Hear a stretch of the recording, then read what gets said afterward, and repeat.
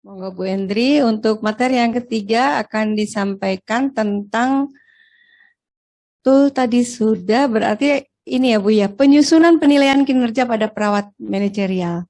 Iya. Monggo Bu. Baik, Bu Punjas. Ya, udah habis tuh minum saya. Mau dikirim? Iya, tinggal sebentar lagi ya. Baik. Nah, kelihatan ya. Ini adalah materi tentang bagaimana penyusunan penilaian kinerja untuk perawat manajer. Nah, di KPS 2 dikatakan begini. Tanggung jawab setiap staf itu dituangkan dalam uraian tugas. Jadi, setiap staf rumah sakit itu harus punya yang namanya uraian tugas. Ini dulu, kalau perawat manajer. Lalu, uraian tugas itu, perawat kan tenaga kesehatan ya. Nah, maka berlaku yang KPS 2 yang ini. Uraian tugas juga dibutuhkan untuk tenaga kesehatan jika tenaga kesehatan tersebut ditugaskan di bidang manajerial. Saya ini perawat, tapi sekarang saya sedang tidak menjadi perawat klinis. Maka yang saya punya pure uraian tugas, misalnya seperti itu. Kemudian tenaga kesehatan yang melakukan dua tugas, yaitu bidang manajerial dan bidang klinis sekaligus. Maka dia punya uraian tugas sebagai manajerial dan dia punya SPK RKK sebagai perawat klinis. Sehingga seorang kepala ruang, seorang supervisor, seorang kepala instalasi, itu dia mempunyai SPK RKK sebagai kepala ruang dan dia mempunyai uraian tugas. Ya. Nah, elemen penilaiannya tadi disampaikan staf memiliki uraian tugas, lalu tenaga kesehatan yang A sampai D tadi pasti dia juga punya uraian tugas. Jadi, Bapak Ibu yang saat ini berperan sebagai manajer keperawatan, maka pasti mempunyai uraian tugas di luar SPK RKK. Lalu saya, meskipun ini babnya bab KPS, tapi saya izin loncat ke TKRS. Di TKRS disampaikan bahwa unit layanan di rumah sakit itu dipimpin oleh kepala unit yang ditetapkan oleh direktur untuk mengarahkan kegiatan unitnya. Nah, kepala unit ini harus kompeten. Lalu tugasnya kepala unit itu apa? Merencanakan dan melaporkan kebutuhan staf. Jadi, Bapak Ibu itu harus merencanakan dan melaporkan kebutuhan staf. Juga sumber daya yang lain, misalnya logistik, AMHP, BMHP, ATK, dan sebagainya, termasuk alat-alat mebler, misalnya seperti itu, di ruangannya. Kepala unit juga merespon kekurangan sumber daya. Kepala unit juga menyiapkan kriteria pendidikan keahlian untuk kebutuhan pelayanan. Jadi melakukan perencanaan kebutuhan staf tadi. Butuh S1 berapa, D3 berapa, dan sebagainya. Kepala unit bekerja sama dengan unit SDM melakukan orientasi. Kepala unit juga membuat program kerja tahunan. Kepala unit berkoordinasi dengan unit kesehatan, unit lain di rumah sakit. Intinya apa? Kalau saya mau bicara tentang uraian tugas, berarti minimal kan ini uraian tugasnya nih. Uraian tugasnya kepala unit, kepala ruang. Ya. Nah, di sini kepala unit diangkat sesuai kualifikasi, tugasnya menyusun pedoman pengorganisasian, pedoman pelayanan, prosedur sesuai dengan proses bisnis rumah sakit, menyusun program kerja, termasuk di dalamnya kegiatan peningkatan mutu dan keselamatan pasien, serta manajemen risiko setiap tahun. Berarti kan setiap tahun kepala unit mesti bikin menris kan, risk register ruangan. Oke, lalu kepala unit juga mengusulkan kebutuhan sumber daya, apa saja, ruangan, alat medis, IT, sumber daya lain, dan sebagainya. Juga melakukan fungsi koordinasi dan integrasi. Di TKRS 10, berpartisipasi dalam peningkatan mutu dan keselamatan pasien. Itu tugasnya kepala unit. Jadi kepala unit itu memilih indikator mutu yang diukur di ruangannya masing-masing. Yaitu pertama, kepala unit itu mengukur INM. Lalu mengukur IMP-RS di unitnya, mengukur IMP unit yang sudah ditetapkan. Kemudian di sini ditulis lagi, kepala unit itu melakukan penilaian kinerja staf. Oleh karena itu tadi kalau dikatakan siapa yang menilai kinerja staf, ya atasannya. Kalau atasan saya bukan perawat, ya tetap atasannya yang menilai. Makanya yang menilai itu bisa mendapatkan dari berbagai sumber. Oke. Nah, kemudian kepala unit ini melakukan pengukuran INM, IMP-RS, sudah ya tadi IMP unit, dan memilih prioritas perbaikan. Jadi mesti melakukan proses PDSA minimal setahun sekali untuk PDSA. Di TKRS 11, ada lagi kan di TKRS 11, ternyata di sini bunyi, kepala unit klinis mengevaluasi kinerja dokter, perawat, dan tenaga kesehatan lain menggunakan indikator mutu di ruangannya. Kemudian di situ disampaikan OPPE para dokter dalam memberikan layanan untuk meningkatkan mutu keselamatan pasien yang ada di unitnya tersebut, termasuk menilai kinerja perawatnya, ya, termasuk kinerja tenaga kesehatan lain dengan menggunakan indikator mutu yang dinilai di unit tersebut. Oke, jadi begini, perawat manajer itu punya 2 tugas, yaitu tugas klinis dan tugas manajerial. Untuk tugas klinis dia punya SPK RKK. Untuk SPK RKK itu maka ada namanya IKI perawat klinis. Indeks kinerja individu perawat klinis. Dia juga punya tugas manajerial. Maka perawat manajer punya yang namanya urean tugas. Nah, karena urean tugas maka ada namanya IKI perawat manajer. Sekarang tinggal rumah sakit, apakah ini mau dijadikan 1 atau dijadikan 2 penilaian, lalu nanti akan digabung. Nah, itu tergantung dari bagaimana setting setiap rumah sakit. Nah, perawat manajernya pasti mengeluh nih, saya perawat klinis, saya juga perawat manajer, masa target saya sama? Tadi ingat ya, misalnya gini, perawat di rawat jalan itu mesti merawat 8.882 pasien, misalnya begitu. Lalu kepala ruangnya, masa saya 8.000 juga? Padahal saya mesti bikin jadwal dinas, mengukur indikator mutu, bikin laporan bulanan, menghadiri rapat, dan sebagainya, kan begitu. Oleh karena itu, di kami, bidang perawatan, membuat proporsinya, membuat perbandingan antara tugas klinis dengan tugas manajerial. Berapa kesesuaiannya? Tentu ini sangat tergantung rumah sakitnya masing-masing, beban kerja ruangannya seberapa, lalu area kerjanya. Ada yang kepala ruang itu cuma membawai misalnya 10 tempat tidur, tapi ada kepala ruang itu yang sampai 50 tempat tidur, bahkan 2 bangsal, 3 bangsal, 1 kepala ruang. Tentu proporsinya berbeda-beda. Sehingga yang saya contohkan ini jangan di-adopt letterless, silahkan dipertimbangkan begitu ya. Ini saya kurang angka 0 ini. Misalnya begini, seorang kepala ruang itu tugas klinisnya adalah 60%, tugas manajerialnya 40%. Misalnya begitu, supervisor itu 50-50, kepala instalasi itu 40-60, dan seterusnya, dan seterusnya.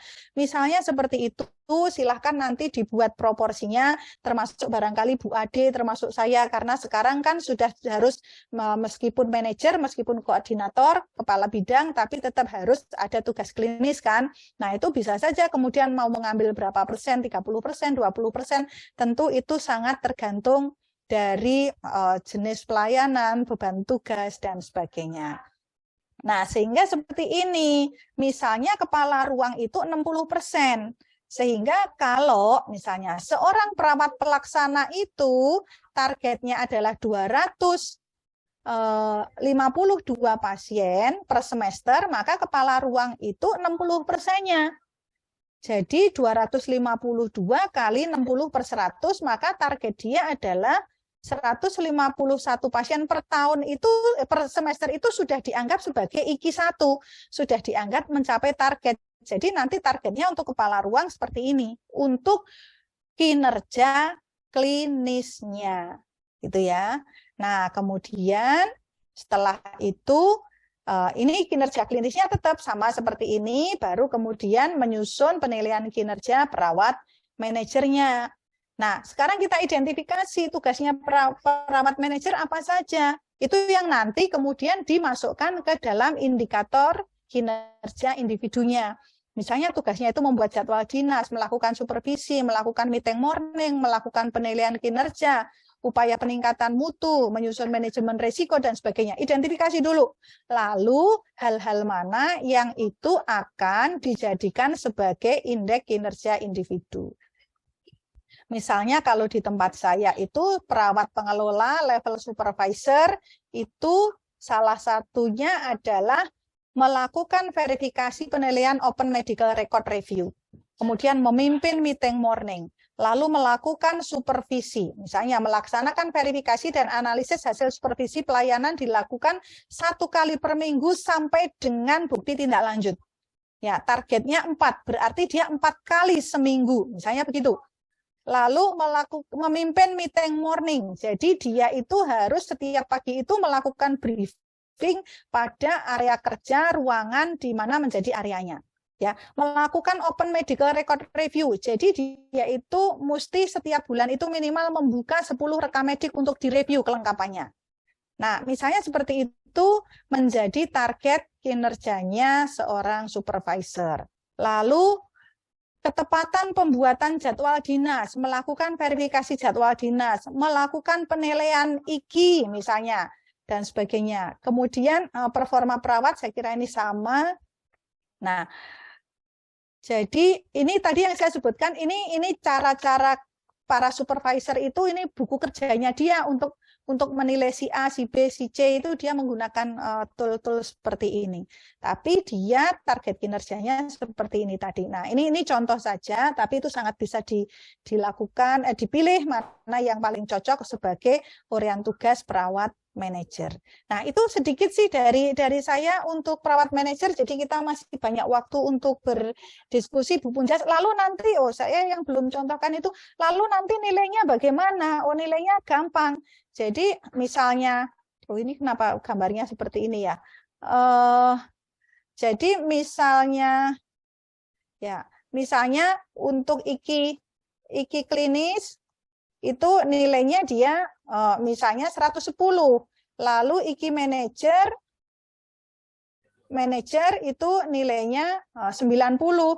Ya, nanti tinggal ditambahkan 90 ditambah 110 ya dibagi 2. Berarti dia IKI-nya adalah 100 untuk periode waktu tersebut. Kira-kira seperti itu. Jadi perawat klinis juga tetap mempunyai kinerja klinis, ditambahkan dengan kinerja perawat manajer. Kalau ini proporsinya 50-50 seperti ini, ya. Kalau ini kan sudah tadi karena ini 40% gitu, ini sudah 60% ya, tadi targetnya sudah 60%, jadi tinggal ditambahkan saja. Tidak perlu dibagi 40-60 gitu. Ya, mungkin itu yang bisa saya tambahkan. Bagus sekali Ibu, mudah-mudahan yang tadi disampaikan oleh Ibu betul-betul bisa diterapkan di tempat kerjanya teman-teman, khususnya teman-teman di kelas online ini. Selanjutnya untuk sesi tanya jawab, kami panggil Ibu Nes Winarti dari Bontang. Ibu Nes Winarti dari Bontang. Oke. Videonya tidak terlihat ya Bu? Iya. Kami persilahkan Ibu langsung bertanya sama Ibu narasumber kita. Monggo Bu. Oke, terima kasih Bu. Assalamualaikum warahmatullahi wabarakatuh. Waalaikumsalam warahmatullahi wabarakatuh. Bu Endri, izin bertanya Bu. Jadi kalau terus terang ini PPE untuk perawat manajer, saya baru dapat materinya ini dan alhamdulillah ini yang selama ini saya cari. Yang ingin saya tanyakan, di rumah sakit kami, rumah sakit PKT ini rumah sakit swasta, untuk tertinggi itu ada di manajer keperawatan, kami tidak ada direktur keperawatan. Yang saya tanyakan, siapakah kira-kira yang bisa mengkredensial manajer keperawatan ini Bu? Apakah harus satu profesi atau bisa dengan beda profesi, Bu. Begitu. Terus yang kedua, untuk tadi itu Ibu bicarakan mengenai OPPE yang klinis, Bu. Itu apakah bisa kami itu mengerjakannya per 6 bulan, Bu? Dalam arti kata begini, OPPE per 6 bulan, terus nanti kita penilaian kinerjanya tutup setahun gitu, Bu. Oke, sementara itu, Bu. Terima kasih, Bu. Baik, Bu Winarti. Yang pertama saya perlu luruskan bahwa untuk perawat manajer, tugas dia sebagai perawat manajer tidak dilakukan OPPE. Yang dilakukan adalah penilaian kerja berdasarkan uraian tugas. Gitu ya, Bu? Karena apa? Karena OPPE itu untuk kinerja klinis, untuk para dokter, perawat gitu.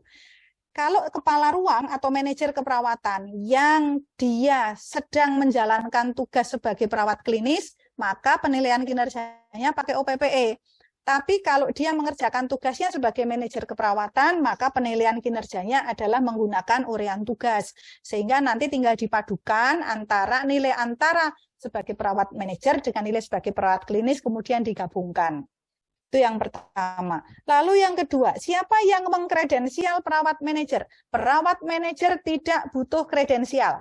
Kredensial itu dilakukan ketika dia akan menjadi perawat klinis, untuk memastikan bahwa dia layak menjadi perawat klinis. Hasil kredensial itu kan SPK, RKK, surat penugasan klinis, rincian kewenangan klinis. Jadi kalau kredensial itu pasti untuk perawat klinis. Untuk perawat manajer, uraian tugas yang perawat manajer itu diangkat oleh direktur atau pejabat, silahkan di rumah sakit siapa yang akan mengangkat para manajer tersebut. Barangkali pertanyaannya adalah perawat level tertinggi klinis, nah menjadi begitu kan? Wah, misalnya ini perawat sudah paling hebat nih, perawat paling hebat di klinis itu yang mengkredensial siapa, gitu kan? Gini, jadi yang mengkredensial adalah subkomite kredensial. Lalu, subkomite kredensial itu lebih rendah. Gini, Bu, kalau menguji itu harus minimal selevel. Kalau menguji harus minimal selevel atau lebih tinggi. Tapi kalau mengkredensial itu kan portofolio. Portofolio itu kan lihat, oh sudah begini, bisa diakui. Kita bayangkan kalau dokter deh. Dokter itu profesinya itu ada obsgen, jiwa, bedah, penyakit dalam. Apakah kemudian subkomite kredensialnya terdiri dari, kalau di tempat saya 23 KSM? Enggak kan? Subkomite kredensial orangnya ya itu saja. Lalu apakah kalau di tempat saya subkomite kredensial dokter penyakit dalam? Yang dikredensial itu dokter obsgen. Boleh enggak? Boleh saja.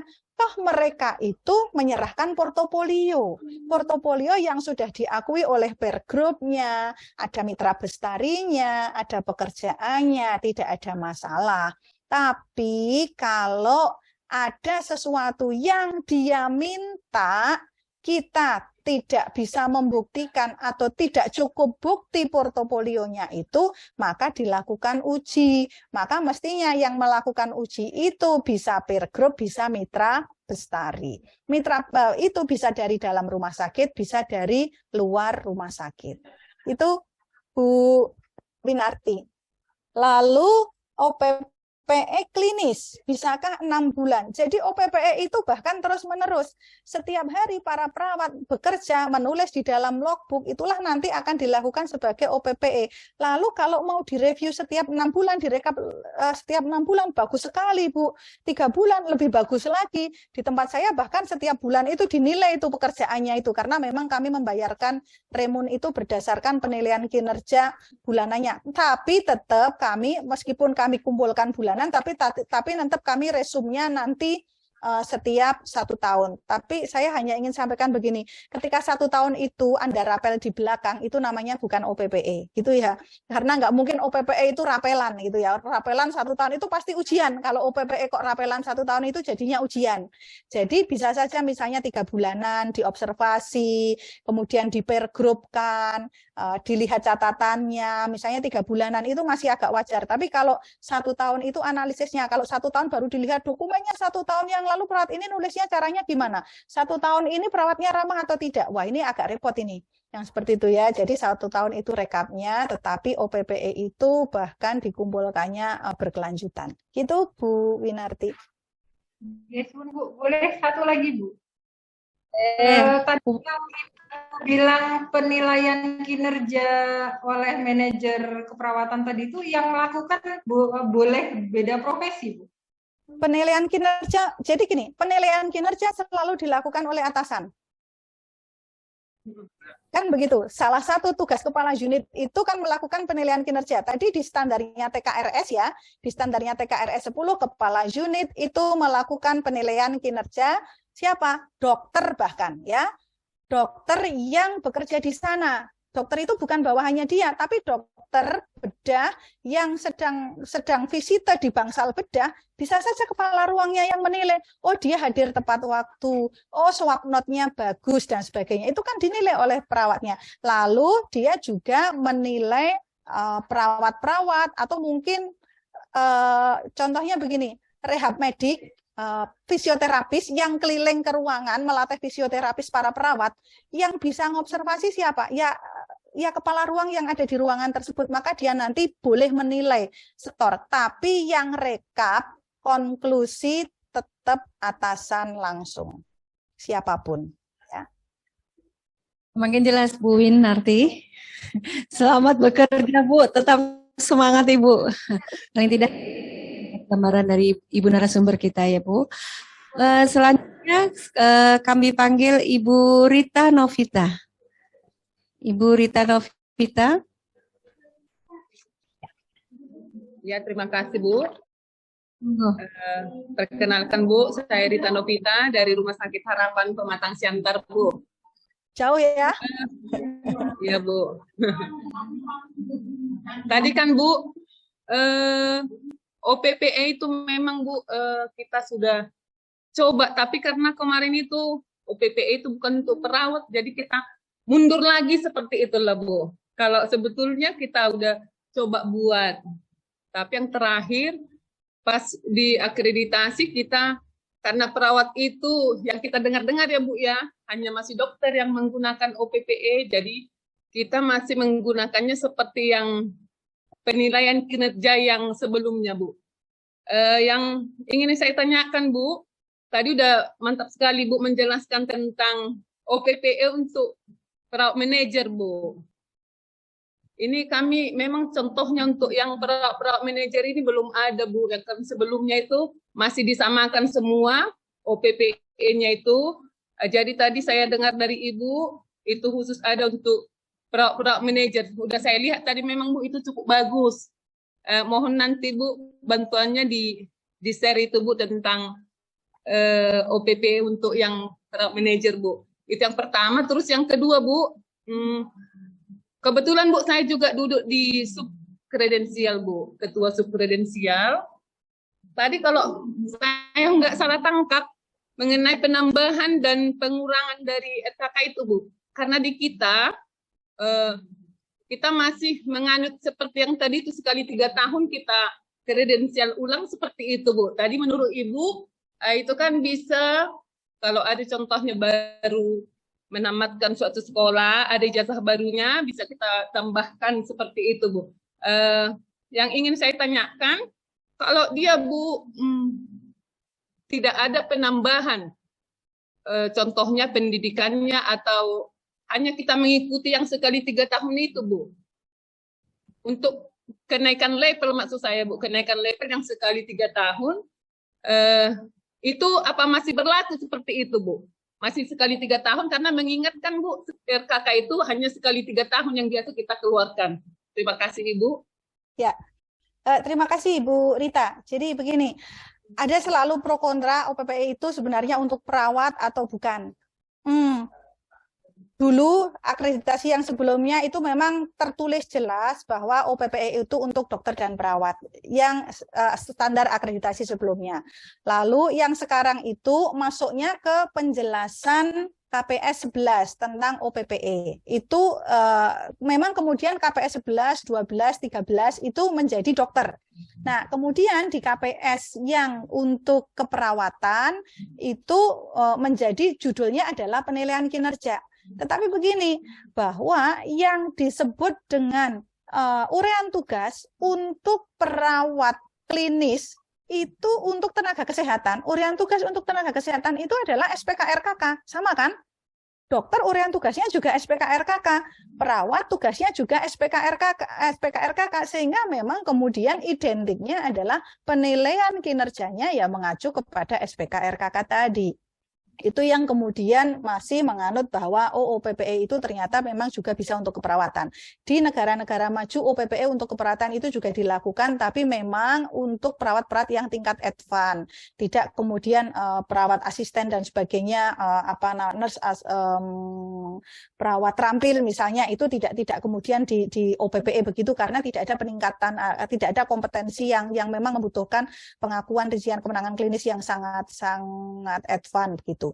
Lalu kalaupun misalnya di Indonesia tetap menggunakan OPPE pun itu tidak ada masalah, tergantung nanti kemudian apa indeks kinerja individu yang akan dimasukkan. Lalu yang kedua untuk perawat manajer, Bu, sekali lagi saya sampaikan perawat manajer namanya bukan OPPE ya, Bu, meskipun kita penjelasannya lagi ngomongin OPPE, tapi perawat manajer bukan OPPE, tapi perawat manajer adalah penilaian kinerja. Lalu 3 tahun, ya 3 tahun itu maksimal, Bu. Jadi kalau perawat biasa-biasa saja, tidak ingin cepat-cepat mempunyai tambahan kewenangan klinis, mau kewenangan klinisnya tambah atau tidak, itu tambahnya cuma pekerjaan, bukan gaji, misalnya begitu, biasanya orang akan, ya sudahlah, saya setiap 3 tahun saja, begitu, itu tidak ada masalah. Nah, lalu yang 1 tahun itu apa? Pertama, yang meminta, Bu. Jadi pertama perawat ini mesti kepingin bahwa dia itu mempunyai pengakuan lebih, bahwa saya itu punya kompetensi lebih. Makanya yang namanya rekredensial atau kredensial itu bukan ini subkomite itu yang kadang-kadang sampai kelelahan, panggil-panggil, ayo ke sini di kredensial dan sebagainya. Ini kan zaman dulu gitu ya. Mestinya sekarang siapa yang menginginkan kredensial, ya dia mendaftar, dia meminta untuk diakui kewenangan klinisnya. Pulang sekolah, pulang pelatihan, itu di rekredensial. Meminta kredensial. Tapi bisa saja yang meminta rekredensial itu atasannya, supervisornya, komitenya bisa. Misalnya apa? Perawat yang tiba-tiba kecelakaan. Kemudian dari setelah kecelakaan itu secara fisik dia mungkin tidak bisa menjalankan tugas. Perawat yang habis sakit, stroke misalnya, sehingga fungsinya menurun, kognitifnya menurun, sehingga kemungkinan dia tidak bisa menjalankan rincian kewenangan klinis seperti yang sudah tertulis. Maka inisiatif untuk rekredensial itu bisa saja dari atasannya, bukan dari dia. Lalu, apakah setiap 3 tahun itu kewenangan klinisnya pasti meningkat? Tidak mesti. Tergantung, kalau memang dia ya pekerjaannya ya itu saja, tidak ada tambahan kompetensi yang dia kerjakan selama 3 tahun, bisa saja SPKRKK-nya ya tetap seperti itu saja. Apakah setiap 3 tahun lalu PK-nya pasti naik? Belum tentu. Nah, orang itu ada yang namanya pengalaman kerja, yang memang dia berpengalaman, mempunyai peningkatan kompetensi, itu namanya pengalaman kerja. Tapi ada yang kerja lama-lama, tapi itu cuma pengalaman, bukan pengalaman gitu ya.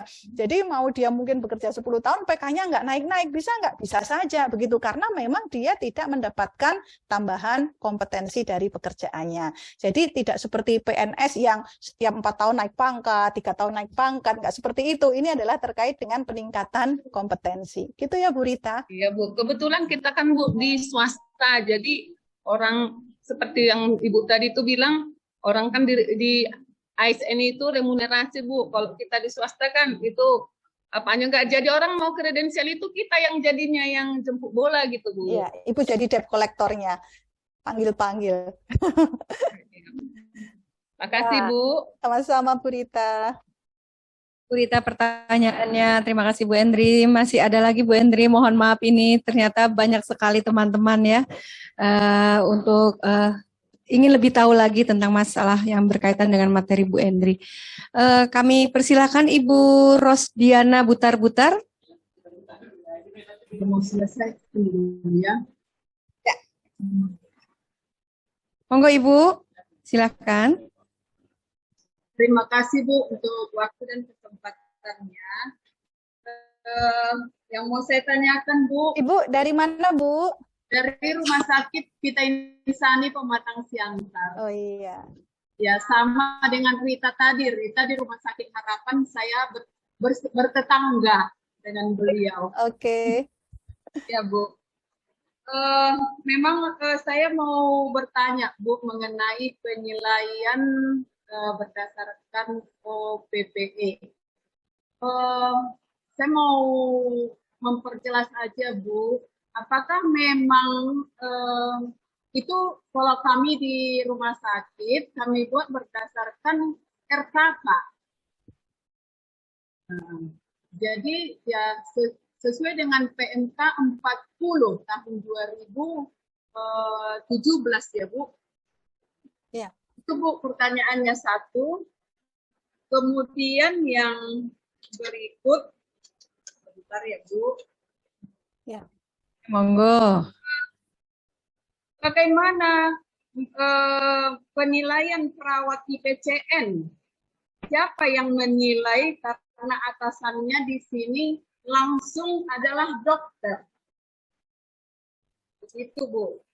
Yang berikut Bu. Yang menyusun white paper untuk perawat manajer oleh siapa sih Bu? Demikian 3 pertanyaan. Terima kasih Bu. Baik. Terima kasih Bu Rosdiana. Yang pertama, OPPE berdasarkan RKK. Ya, betul. Untuk poin kinerja klinis. Jadi RKK itu rincian kewenangan klinis. Maka yang dinilai, kan OPPE ada 3 unsur. Kinerja klinis, perilaku, pengembangan profesi. Untuk kinerja klinisnya, maka kemudian itulah yang dinilai berdasarkan RKK. Tapi kan RKK-nya itu kan mungkin banyak sekali. Ya, tapi jangan bilang RKK-nya mengkaji, mendiagnosis gitu ya Bu. Nanti kalau RKK-nya seperti itu agak repot nih nilainya. Mungkin rincian kemenangan klinisnya yang perlu direview ulang gitu. Tapi saya setuju bahwa OPPE itu untuk poin kinerja klinis dinilai berdasarkan RKK, tapi sudah ditetapkan targetnya. Jadi bisa dikuantifikasikan seperti yang saya sampaikan tadi. Jadi bukan kemudian merawat pasiennya baik, cukup, kurang. Nggak seperti itu Bu, tapi bisa dikuantifikasikan dulu gitu ya. Lalu OPPE itu selain berdasarkan RKK masih ada 2 lagi Bu tambahan yang harus dinilai, yaitu pengembangan profesional dan perilaku. Itulah komplit dari OPPE. Lalu IPCN itu siapa yang menilai? Ini selalu area abu-abu yang menjadi masalah di kita semua. Infection Prevention Control Nurse. Dia klinis atau non-klinis? Ini juga selalu bermasalah. Menurut saya seorang IPCN itu dia adalah perawat klinis level tinggi. Karena apa? Karena dia itu nggak mungkin bukan klinisi gitu kan. Meskipun dia itu nggak nginfus, nggak nyuntik, nggak perawatan luka, tapi dia sangat bisa mengarahkan, sangat bisa menilai pasien. Ketika dia menilai pasien, oh ini plebitis, oh ini VAP, itu kan kemampuan klinis kan? Maka dia tetap adalah seorang perawat klinis. Karena dia seorang perawat klinis, mestinya dia juga di OPPE. Ya. Tapi seorang IPCN itu juga punya tugas manajerial. Apa? Membuat rekap laporan surveillance, gitu kan? Membuat analisis, melakukan IKRA, gitu ya? Melakukan mitigasi risiko dan sebagainya. Maka itu menjadi tugas manajerial. Jadi IPCN itu berarti dinilai dengan 2, yaitu dinilai dengan klinis dan dinilai dengan manajerial. Nah, kalau manajerial pasti dinilai oleh atasannya. Kalau ketua komite komite PPI-nya dokter, ya benar bahwa yang akan menilai itu adalah ketua komite PPI-nya. Ya, karena yang menilai bawahan itu selalu atasannya langsung. Lalu kinerja klinisnya, nah dia itu kan pasti ketemu dengan dokter penyakit dalam, dokter intensif, dokter bedah untuk berdiskusi tentang IDO, berdiskusi tentang VAP, berdiskusi tentang antibiotik yang rasional, kan begitu ya. Nah, si dokter, si perawat yang ada di area itu dia bisa saja melakukan penilaian, mensetor penilaian. Itulah yang tadi saya sebutkan sebagai 360. Pasti sangat tidak mudah, apalagi kalau model input data penilaiannya itu masih manual. Wah, itu kepala satuan kerja bisa repot jalan kemana-mana hanya untuk minta setoran nilai. Tetapi nanti kalau sudah elektronik dikembangkan, nah, hal seperti ini akan menjadi sangat mudah. Lalu yang ketiga, siapa sih yang menyusun white paper untuk perawat manajer? Nah, jadi kalau white paper itu adalah untuk perawat klinis, apa saja yang kemudian untuk masing-masing peminatan, masing-masing level itu white papernya seperti apa. Untuk perawat manajer itu ada leveling perawat manajer, ada standar kompetensi untuk masing-masing perawat manajer, ada PM1, PM2, PM3, PM4, kan mestinya seperti itu. Kalau perawat klinis kan PK1 sampai PK5 misalnya. Perawat manajer itu juga ada PM1, PM2. Lalu kompetensinya apa? Pertama menguasai etik, kemudian bagaimana menguasai perencanaan, balance scorecard, dan sebagainya. Nah, mestinya memang disusun oleh manajer level tertinggi. Dulu sebenarnya sudah diinisiasi oleh zaman dulu masih ada direktorat keperawatan, tetapi belum sampai selesai direktorat keperawatannya sudah bubar, bukunya belum jadi. Tapi saat ini standar kompetensi perawat manajer itu sebenarnya sudah dikembangkan oleh HPMI, Himpunan Perawat Manajer Indonesia, meskipun bukunya belum launching. Nah, kalau mungkin kita bisa minta ke HPMI untuk segera launching, tapi kalaupun tidak menunggu, saya mengatakan saya tahun 2017 untuk standar kompetensi perawat manajer di Sarjito disusun oleh kepala bidang perawatan. Kebetulan waktu itu saya sebagai kepala bidang perawatan saya susun itu standar kompetensi. Sehingga ada kalau ya. Lagi. Kalau perawat anestesi. Kalau perawat anestesi siapa, Bu? Ya, kalau dia perawat ya berarti perawat. Tapi kalau penata anestesi, berarti dia nakes lain, Bu. Ya, baik, ya. Bu. Terima kasih, Bu. Sama-sama, Bu Rosdiana. Sangat menarik, Bu Hendri. Ini tanpa waktu sudah menunjukkan 15.30 menit, Ibu. Tanpa kita lihat, ternyata teman-teman ini sangat antusias dengan materi yang Bu Hendri sampaikan. Bu Hendri, mohon maaf, ini tadi ada 10 pertanyaan. Ibu bisa memilih teman mana yang akan mendapat door prize, Bu, dari pertanyaan. Ada Pak Bu Azizatun, Pak Rianto, kemudian Bu Yakin, Pak Nesdinar, kemudian Nes Ade, Pak Adam, Bu Minarti, Bu Rita, ada Bos Diana, Butar-Butar, Ibu. Monggo, kami persilahkan Ibu untuk memilih teman mana yang akan diberikan door prize dari kami. Baik, Bu Punjas, teman-teman sekalian. Aduh, semua pertanyaannya bagus. Jadi sampai bingung saya pemilihnya. Baik, saya sudah coba catat. Jadi semua pertanyaan bagus. Tetapi izin saya memilih 2 pertanyaan yang cukup menggelitik begitu ya. Pertanyaannya yang pertama kepada Bapak, kepada Pak Adam. Selamat untuk Pak Adam. Bontang ya? Pak Adam. Pak Adam Priyakasa. Singkawang. Kalimantan Barat. Iya, Bu. Iya. Selamat untuk Pak Adam. Terima kasih, pertanyaannya unik, Pak. Lalu yang kedua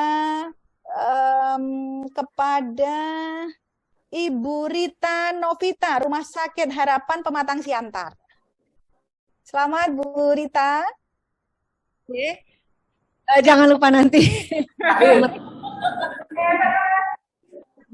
Jangan lupa nomor rekeningnya di sini ya. Sangat. Ibu Bapak, tanpa terasa waktu sudah menunjukkan 15.30 menit. Materi dari Bu Endri sangat bagus sekali, bisa diaplikasikan oleh teman-teman di rumah sakit masing-masing. Ibu Endri, terima kasih atas materinya, berbagi ilmu. Bu Punjas, boleh saya statement? Terima kasih teman-teman. Saya mohon maaf, pertanyaan mungkin saya lihat mungkin bisa 100-an. Saya tidak tahu bagaimana caranya saya bisa menjawab pertanyaan teman-teman. Apakah panitia akan memfasilitasi atau teman-teman boleh langsung tanya ke saya. Meskipun nanti mungkin saya terlambat untuk membalas, tetapi insya Allah kita bisa berdiskusi setelah ini terbuka untuk teman-teman demi kemajuan profesi keperawatan. Jadi kami mempersilahkan saja kalau memang teman-teman ingin masih berdiskusi. Teman-teman bisa catat nomor HP saya, meskipun sulit ditelepon, tetapi kalau di WA masuk. Jadi nanti membalasnya lewat WA malam-malam gitu ya. Nomor WA saya 081-215-75091. Nanti mungkin di CV ada. Saya mengucapkan terima kasih atas perhatian dari teman-teman dan tetap semangat untuk membawa kemajuan profesi keperawatan, baik perawat manajer maupun perawat klinis. Tetap semangat, yang sudah lulus maupun yang akan lulus akreditasi, ya semuanya tidak boleh kendor, karena memang mau akreditasi, mau tidak akreditasi, itulah tugas kita semua untuk membawa profesi keperawatan menjadi diakui di dunia. Terima kasih, selamat siang. Assalamualaikum warahmatullahi wabarakatuh.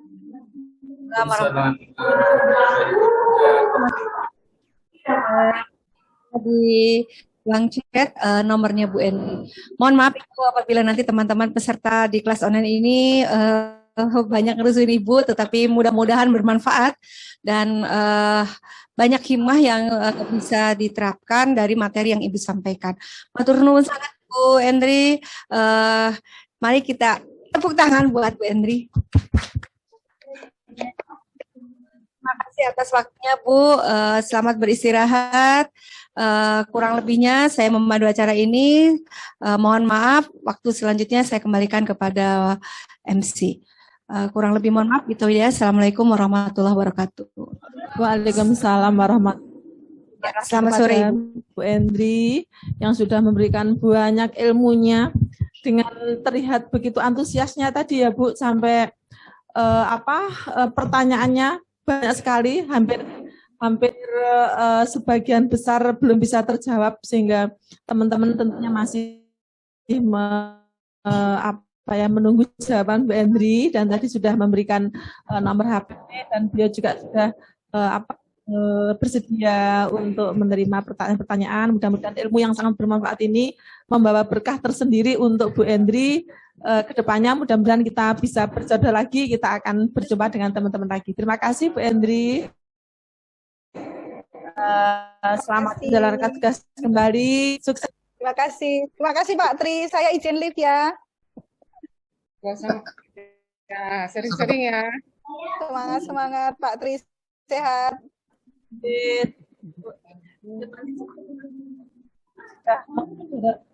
Pada siang hari ini sampai selesai. Baik Bapak dan Ibu sekalian, acara demi acara sudah kita lalui bersama selama 2 hari ini. Alhamdulillah sudah selesai.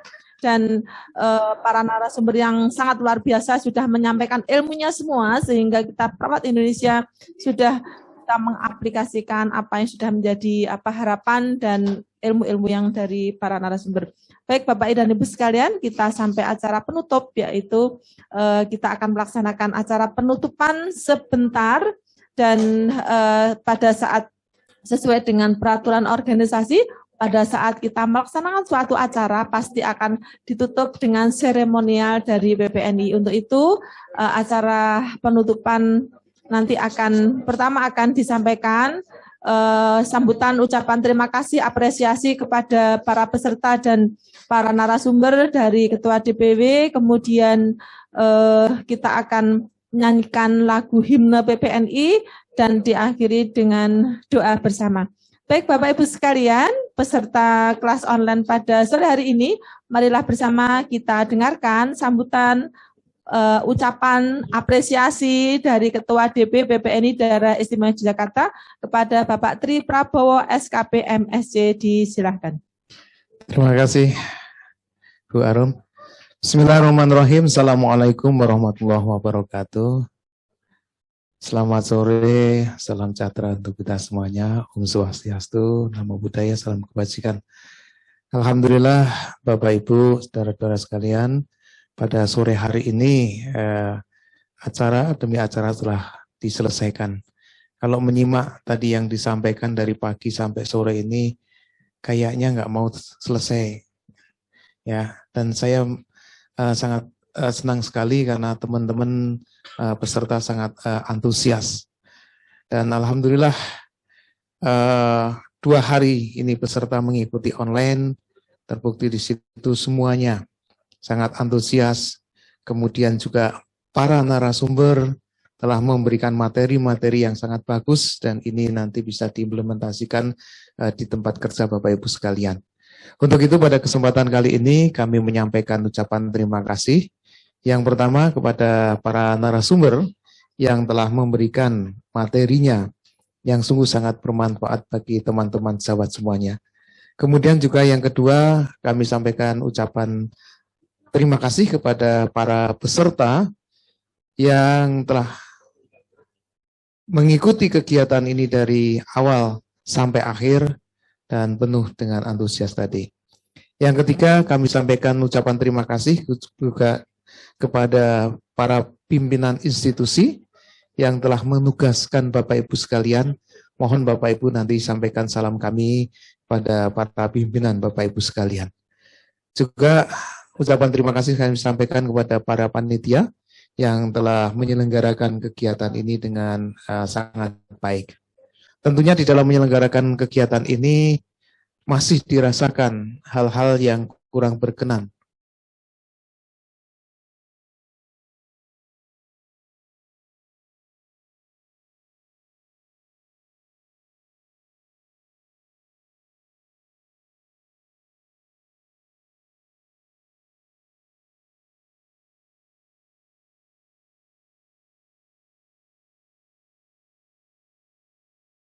Selanjutnya harapan kami adalah Bapak Ibu para peserta bisa mendiseminasikan atau bisa menyampaikan hasil pelatihan ini baik itu kepada para pimpinan maupun pada sejawat semuanya ya, sehingga materi-materi yang kami sampaikan ini tentunya bisa semuanya merawat di tempat Bapak Ibu memahami terkait dengan hal itu.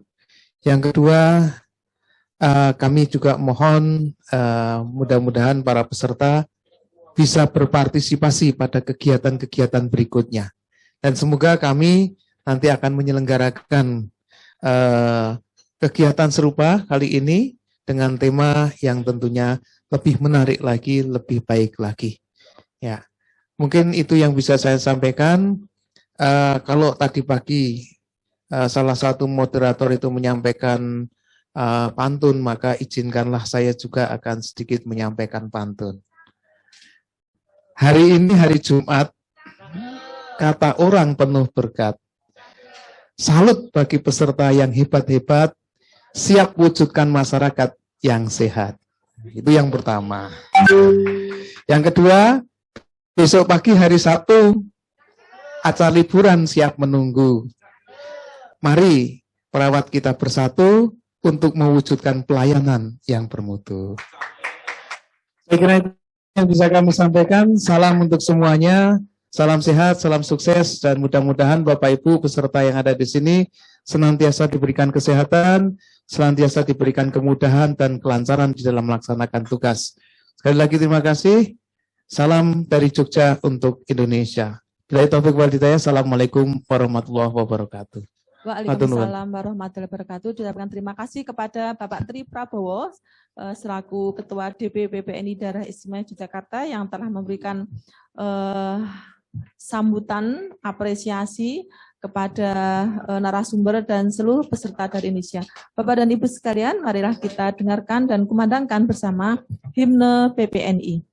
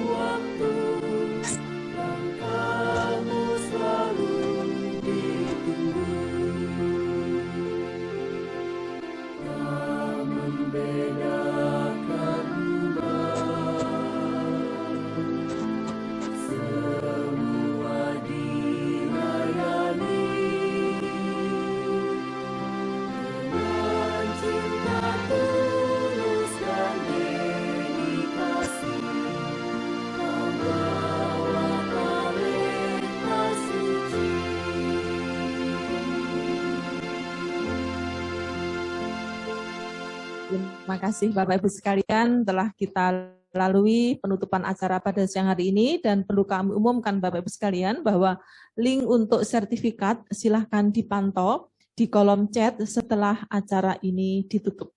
Setelah acara ini ditutup, silahkan memantau link chat untuk sertifikat Bapak Ibu sekalian. Baik Bapak Ibu sekalian, acara telah usai dan saya Arum dari Wakil Sekretaris DPP PPNI Daerah Istimewa Yogyakarta tentunya mohon maaf apabila dalam saya membawakan dari awal sampai dengan akhir acara ada hal-hal yang kurang berkenan, dan terakhir akan saya sampaikan jalan di Jogja awas tersesat. Jajan wedang di warung asih. Segala yang baik selalu diingat. Moga dikenang dan terima kasih. Terima kasih semuanya, perawat seluruh Indonesia. Sampai berjumpa kembali di lain kesempatan. Terima kasih atas partisipasinya, kehadirannya sangat luar biasa dari Yogyakarta untuk Indonesia, perawat profesional. Terima kasih. Assalamualaikum warahmatullahi wabarakatuh.